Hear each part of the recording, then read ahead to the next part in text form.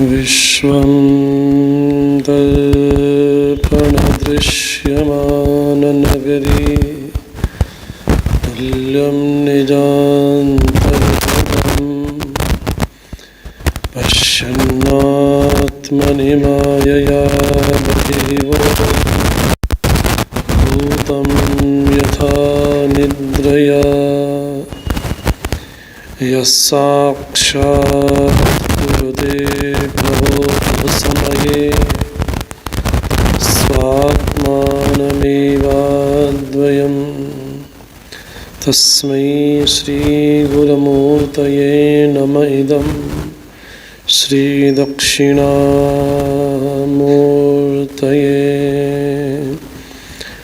शंकरं शंकराचार्यं केशवं बादरायणं सूत्रभाष्यकृतौ वन्दे भगवन्तौ पुनः पुनः भगवन्तौ पुनः पुनः। अखिलांडकोटि ब्रह्मांड अधिनायक सदाशिव के चरण प्रणाम करते हुए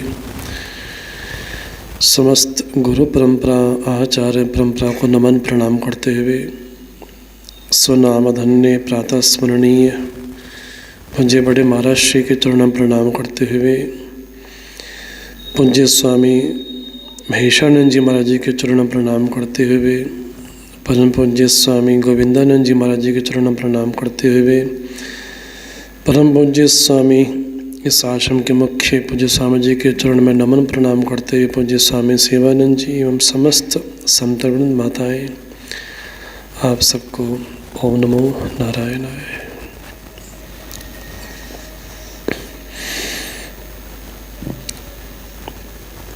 वेदांत में एक वाक्य कहा जाता है चिंतन करने के लिए, अविचार कृतो हि बंधा विचारेण निवर्तते। बंधन वास्तव में वेदांत की दृष्टि में आविद्यक है। जो चीज़ आविद्यक हो अर्थात जैसा दिखता है वैसी ना हो करके आविद्यक है। अगर बंधन आविद्यक है तो उसका निवारण भी ज्ञान के द्वारा ही विचार के द्वारा ही संभव है, ऐसा वेदांत की रीति कहती है। इस भज गोविंदम नामक ग्रंथ के माध्यम से भगवान एक एक श्लोक के द्वारा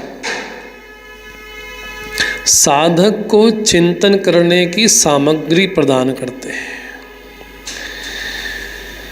और अपने जीवन में साधना के विषय में, जगत के विषय में, जगदीश्वर के विषय में, जीव के विषय में जो सही सही समझ है उस सही सही समझ का निरूपण भगवान इस ग्रंथ के माध्यम से करते हैं। समाज का एक ऐसा वर्ग है जिसने अपने जीवन में भौतिक विद्या को ही आश्रय बनाया। एक ऐसा वर्ग है। भगवान व्याकरण पढ़ने वाले उस वृद्ध व्यक्ति को नहीं कहते, अपितु उसके माध्यम से समाज के एक ऐसे व्यक्ति को भगवान संबोधित करते हैं कि जिसने अपने जीवन में भौतिक विद्या को, व्यवहारिक विद्या को, जीवनोपयोगी विद्या को, अपरा विद्या को जिसने जीवन का परम आश्रय माना है, ऐसे साधक विशेष के लिए भगवान बोलते हैं डोंकरी करने नहीं नहीं रक्षति। डोंकने करने अर्थात ऐसा करने तो जीवन ठीक हो जाएगा, इस विद्या का आश्रय ले लें तो जीवन व्यवस्थित हो जाएगा, अगर ये विद्या मेरे जीवन में आ गई तो ये ठीक हो जाएगा। तो अनेक प्रकार की विद्याओं में जो पारंगत होना चाहता है या जीवन में आगे बढ़ना चाहता है केवल भौतिक विद्या के माध्यम से, तो भगवान उस समाज के एक वर्ग को बोलते हैं कि आपकी ये विद्या संप्राप्त काल में तुम्हारी रक्षा नहीं करेगी। अर्थात जब मृत्यु काल उपस्थित होगा, उस मृत्यु काल उपस्थित में तब हमारा H2O का जो फॉर्मूला है वो हमारे काम नहीं आएगा। उस समय कौन काम आएगा? बोले उस समय गोविंद ही काम आएगा, क्योंकि अंते यामति सा गति।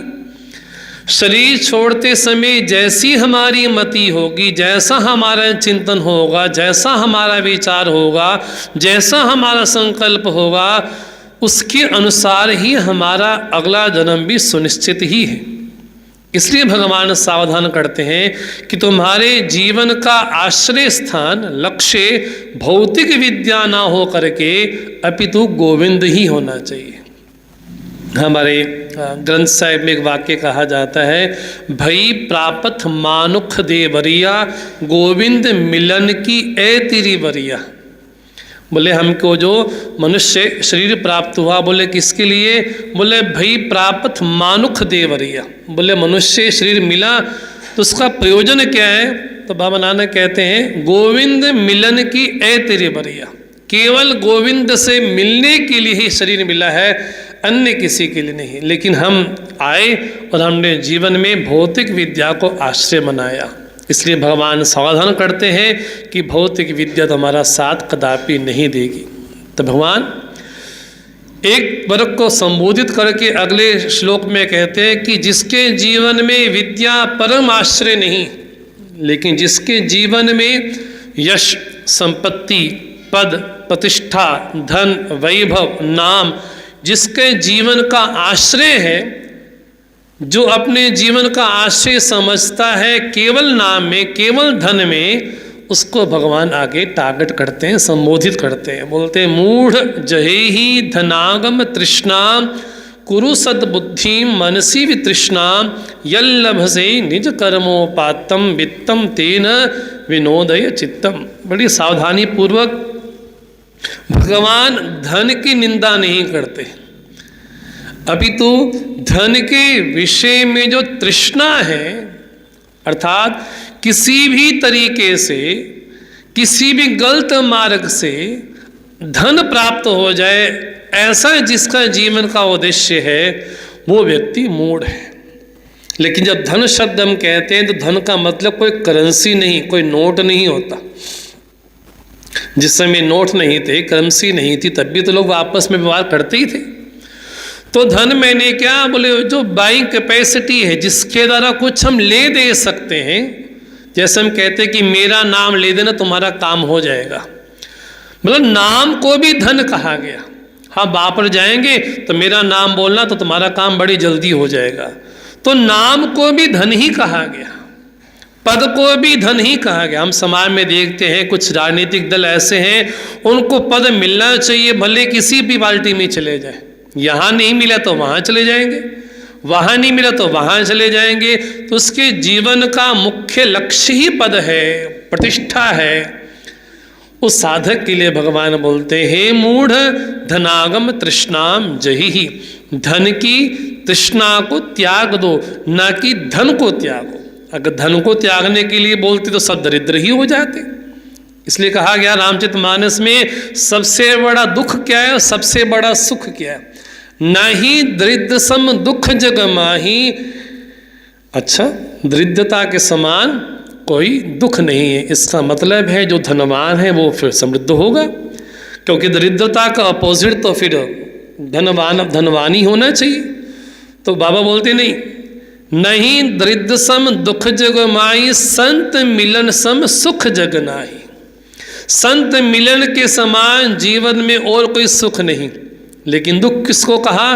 दरिद्रता को। तो दरिद्रता मैंने वो अभाव नहीं, दरिद्रता मैंने जब जीवन में विशाल तृष्णाएं हो, ये भी मिल जाए, ऐसा भी मिल जाए, वो भी मिल जाए, मतलब जीवन में कहीं भी विश्राम नहीं है। चाहते जीवन में क्या है? बोले धन कामी है, कई कई ऐसे लोगों को देखते हैं हम जिनका आधा जीवन ही ट्रैवल में जाता है, यात्रा में जाता है। किसके लिए? बोले कंपनी के लिए काम करते हैं, घर के लिए काम करते हैं, उसके लिए काम करते हैं, जीवन में विश्राम ही नहीं है।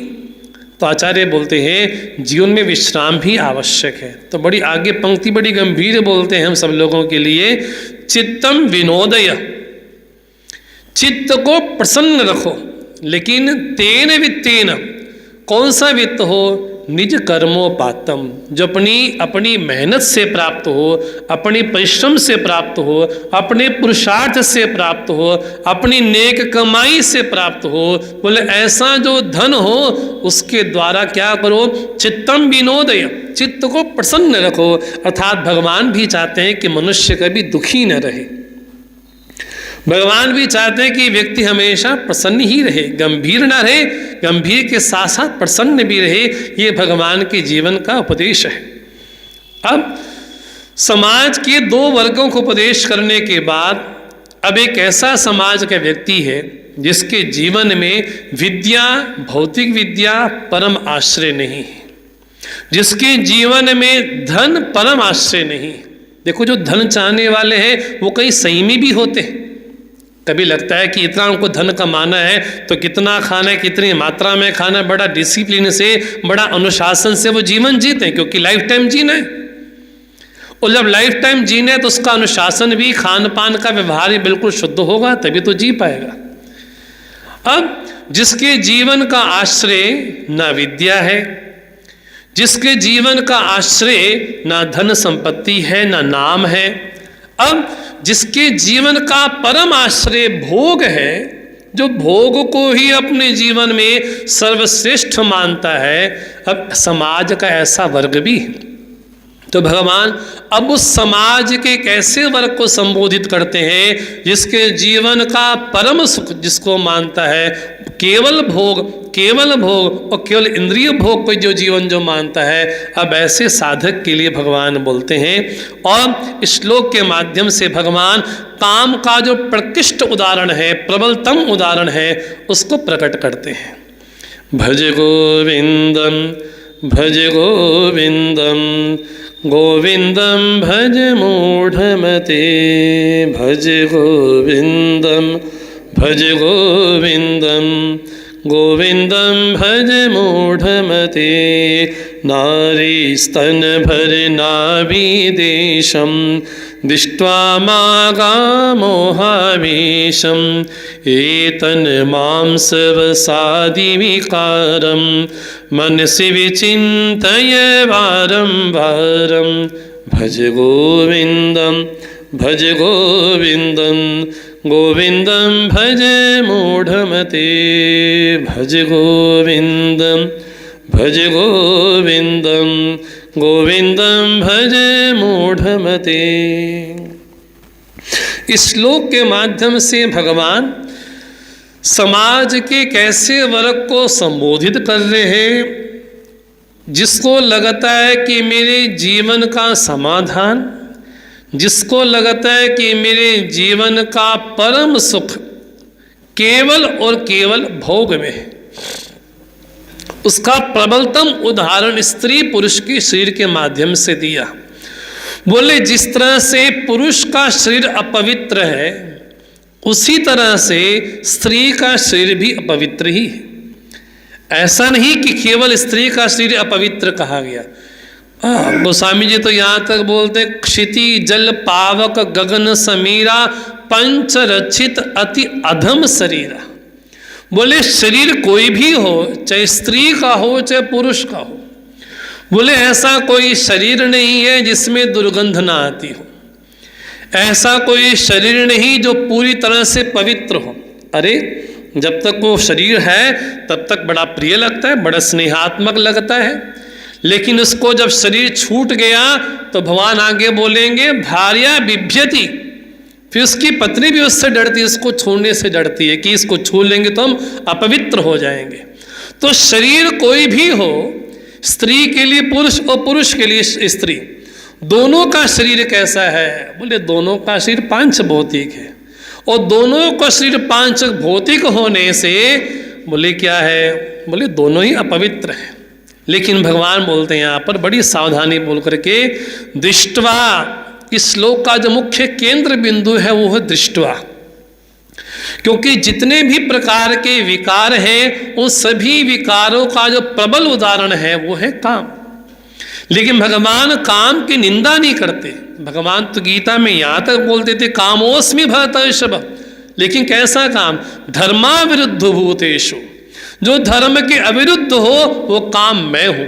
भगवान काम के बारे में भी बोलते हैं, लेकिन यहाँ बड़ी भगवान बात बोलते हैं, दृष्टवा, हर भोग के विषय में कहा गया कि पहले जब उसको देखते हैं तो देखने के बाद चित्त में भाव प्रकट हो जाता है। बड़ा प्रत्यक्ष उदाहरण हमको देखने को मिलता है मानस में।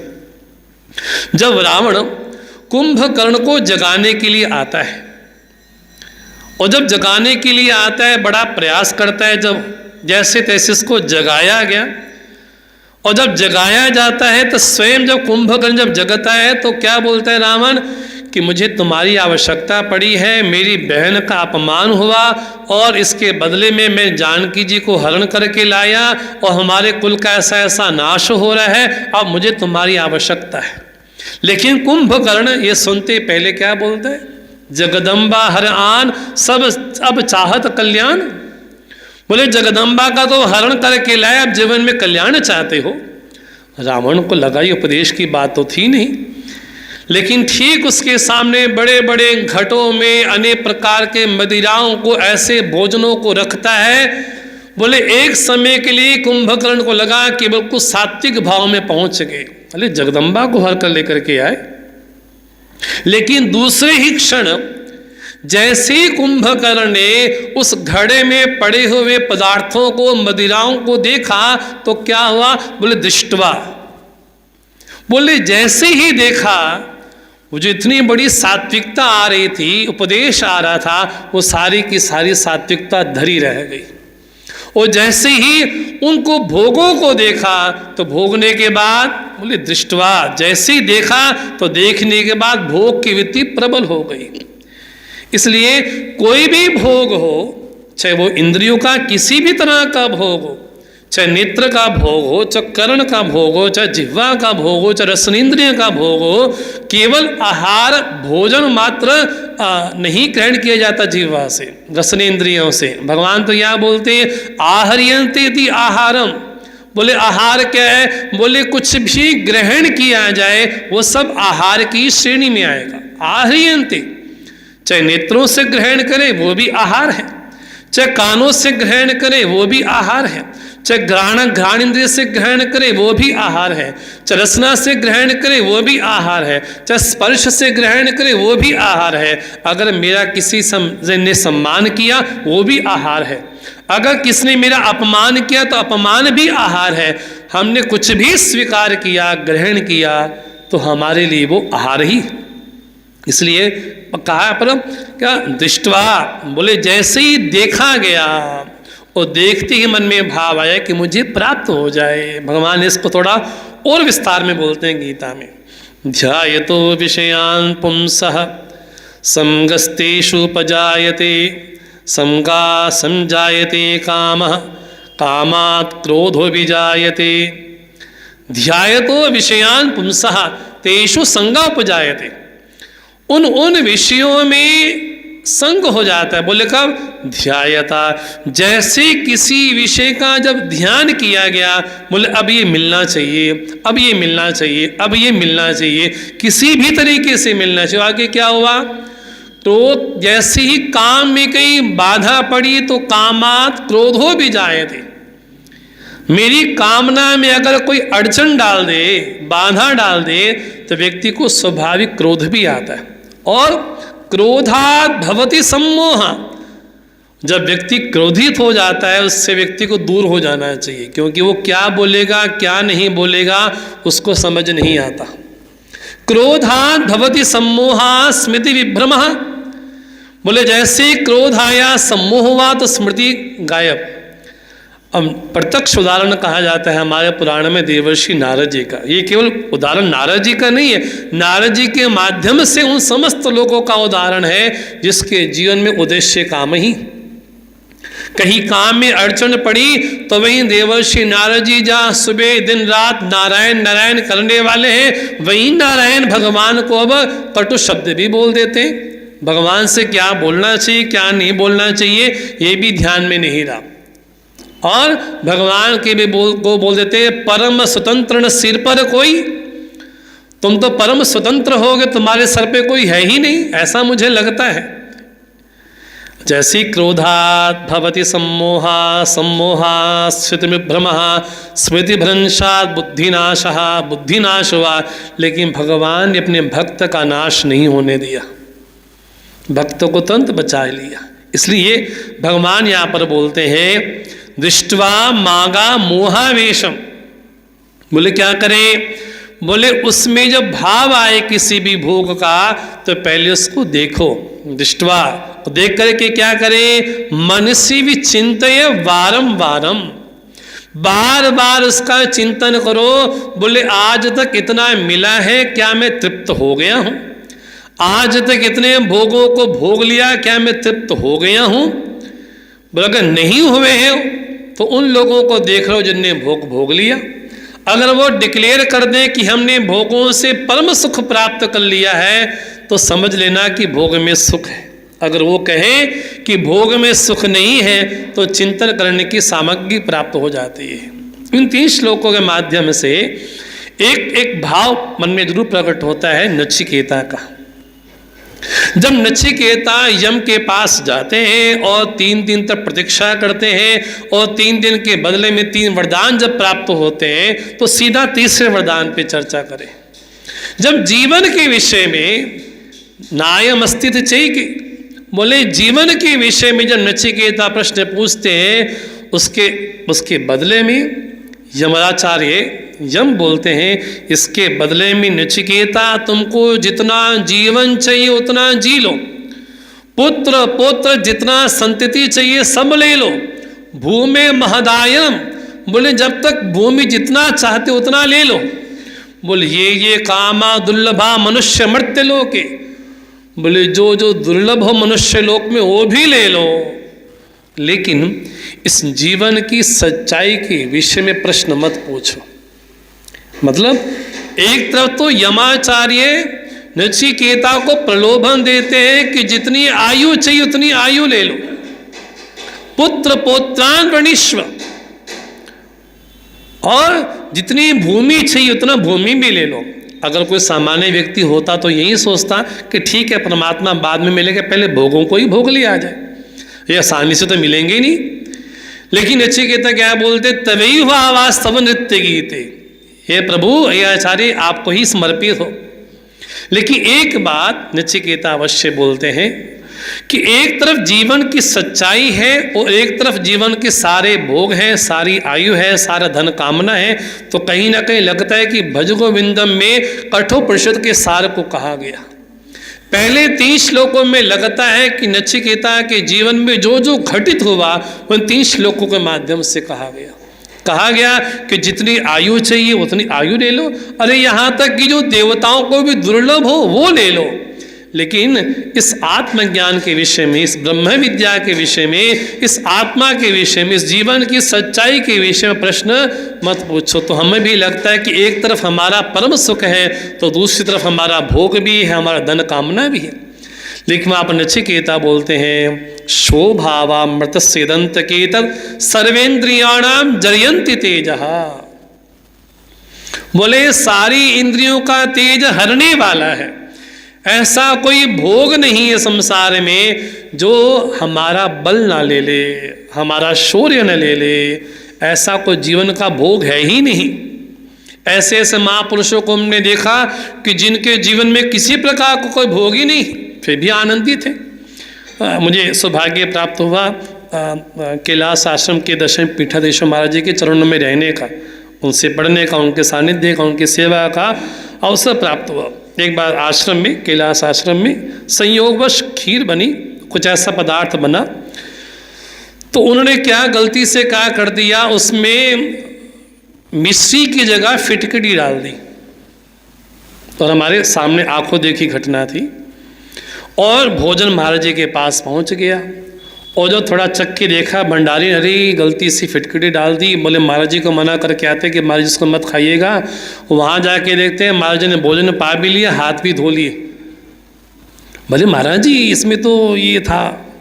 बोले जो प्राप्त है ना हमने ग्रहण कर लिया, हमने बस ठाकुर को भोग लगाया, ब्रह्मार्पणम किया, पा लिया। तब ऐसे महापुरुष के जीवन में दिखाई पड़ता है कि वास्तव में उनका जीवन कितना तपस्वी रहा होगा। इसलिए भगवान बोलते हैं दृष्टवा, देखो और देख करके मन में चिंतन करो। बोले क्या चिंतन करें? बोले परीक्ष लोकान कर्मचितान ब्राह्मणान निर्वेदम आयात। बोले लोक की परीक्षा करो और क्या कहो? बोले जीवन में त्याग को और वैराग्य को लेकर के आओ। त्याग क्या है और वैराग्य क्या है? ये बड़ा बड़ा प्रसिद्ध कहा जाता है। त्याग और वैराग्य कैसी कैसी चीज? बोले जब चिंतन और त्याग आपस में मिलेगा तो वैराग्य को उत्पन्न करेगा। जैसे कि हमारे पास बचपन में खिलौने रहे थे, आज भी हमारे पास खिलौने हों और कोई कहे कि मुझे खिलौना दे दो, तो हमें देने में कोई भी हिचकिचाहट नहीं होगी। मतलब वो चीज़ रहे तब भी कोई दिक्कत नहीं, ना रहे तब भी कोई दिक्कत नहीं। इसको कहा गया कि ऐसा जो वैराग्य परम पे। इसलिए भगवान बोलते हैं दृष्ट्वा मागा मोहावेशम एतन मांसवसादि विकारम। बोले ये मांस आदि के विकार, भले स्त्री का शरीर हो, बोले पुरुष का शरीर हो, तो क्या करे? तो वेद मंत्र बोलता है भद्रम कर्णेभिः शृणुयाम देवा भद्रम पश्यभिः अक्षभिः। बोले आँखों के द्वारा भद्र देखा जाए, कानों के द्वारा भद्र सुना जाए, तभी जीवन में कल्याण संभव है। अब जिसके जीवन का परम उद्देश्य विद्या था उसको भी डांटा, जिसके जीवन का उद्देश्य धन था उसको भी डांटा, जिसके जीवन का उद्देश्य भोग था उसको भी डांटा। अब एक साधक कहता है भगवान चलो ठीक है, मेरे जीवन का उद्देश्य ना विद्या है, ना धन कामना है, ना भोग है, लेकिन भगवान जब तक जीऊँ कम से कम आराम से जीऊँ तो सही। कम से कम इतना तो मुझे भोग लेना चाहिए कि जब तक जीवन है तब तक भोग लिया जाए। भगवान ने कहा ना ना ना ना ऐसी गलती मत कर लेना। बोले क्यों? क्या बोलते हैं आगे चौथे श्लोक में, नलिनी दलगत जलमति तरलम तद्वज्जीवितमतिशय चपलम। नलिनी दलगत जलमति तरलम तद्वज्जीवितमतिशय चपलम। विद्धि व्याध्यभिमानग्रस्तं लोकं शोकहतं च समस्तं। भज गोविंदम भज गोविंदम गोविंदम भज मूढ़मते। भज गोविंदम भज गोविंदम गोविंदम भज मूढ़मते।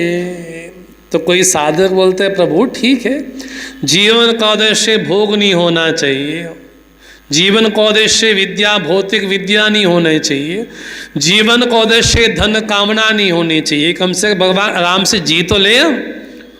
बोले ना ना ना ऐसी गलती मत कर लेना। बोले क्यों? बोले जीवन हमारा कैसा है? बोले नलनी दलगत जलमति तरलम। जैसे कि सुबह सुबह हम देखते हैं कई कमल के ऊपर ओस होती है, और जब ओस वहां पर होती है वो कब तक स्थायी है? बोले जब उषा की पहली किरण सुकोमल किरण उस सुकोमल पंख पर जब आती है मानो कि हीरे की तरह चमकती है। कभी कभी हम सुबह सुबह देखते हैं घास पे, कमल पे, फूल पे ओस जमी होती है, लेकिन वो ओस कब तक है? थोड़ी सी सूर्य की किरण आई और ऐसा लगा कि बिल्कुल हीरे मोती पड़े हुए, लेकिन थोड़े समय के बाद क्या देखते हैं वहाँ से हीरे मोती सारी चमक बोले गायब हो गई। कितने तक, कितने समय तक? बोले अभी थी और अभी चली गई। भगवान भी बोलते हैं जीवन अल्प नहीं है, जीवन चंचल है, चपल है। इसलिए क्या बोलते हैं? नलनी दलगत जलमति तरलम तद्वत् जीवित अतिशय चपलम। कैसा है? बोले आज है कल नहीं है। हाँ क्या बोलते हैं? अभी था और अभी चला भी गया, थोड़े समय के लिए मिला श्री, अभी चला भी गया, मतलब अभी थोड़ा अभी चलना शुरू किया और अब चले ही गए। हम कभी पंजाब में रहा करते थे, तो हमारा जहाँ पर निवास स्थान था, तो हम नीचे वाले कमरे में रहते थे, ऊपर कुछ काम चल रहा था, तो कुछ समय के बाद हम ऊपर शिफ्ट हो गए। तो पंजाबी में जैसा बोलते हैं, बोले वो कहाँ गए महाराज, तो किसने कहा तो ऊपर चले गए। ओहो, अच्छे भले थे, भगवान ने पत्नी कैसा कैसे हो गया, क्या हो गया, उनको बीमार थे क्या? हम ऊपर सुन रहे बैठ करके, वो क्या बोल रहे हैं, वो किधर गए स्वामी जी, किधर चले गए? वो ऊपर चले गए। वो चंगे भले से की हो या उन्होंने, मतलब क्या हुआ उनको, अच्छे खासे दिखाई पड़ रहे थे, चले भी गए। मतलब व्यक्ति तुरंत सोचने लग जाता है कि ठीक है, मतलब गए तब चलो गए, मतलब आज है कल नहीं है, इसका कोई बोले भरोसा नहीं है। बोले कैसे? विद्युत चलम जीवलम, जैसे विद्युत की चमक होती है, बोले वैसे ही धन आयु, बोले वैसे हमारा जीवन भी है। अच्छा हमारा ठीक है, जीवन है तो सही, लेकिन जीवन आराम से जिएंगे तो सही। बोले ना ना ना ना, वहाँ भी बड़ी सावधानी है। विद्धि व्याधि विमान ग्रस्तम लोकम, बोले शरीर मिलना ठीक है, लेकिन कब तक रहेगा ये तो गारंटी है नहीं, लेकिन आगे समस्या सुन लो। बोले आगे क्या है? बोले तो शरीर की बीमारियां हैं, दूसरी मन की बीमारियां हैं। ऐसा व्यक्ति मिलना कोई मुश्किल हो जाएगा, टॉर्च लगा करके कोई ये डिक्लेयर कर दे कि मैं पूर्ण रूप से स्वस्थ हूँ, कोई नहीं कह सकता। या तो शरीर की बीमारी होगी या तो मन की बीमारी होगी, ना तो अनेक प्रकार की बीमारियां होंगी। इस तरह से सारा लोक ही या तो व्याधियों से या तो आदि से बिल्कुल भरा हुआ। इसलिए जीवन के विषय में किसी की कोई भी गारंटी बोले है नहीं। इसलिए आज थोड़ा इस पे हमने चिंतन किया, कल थोड़ा इस पे प्रकाश डालते हुए आगे जाएंगे।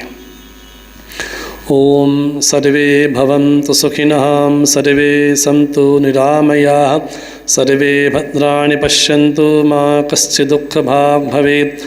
असतो मा सद्गमय, तमसो मा ज्योतिर्गमय, मृत्युर्मामृतं गमय।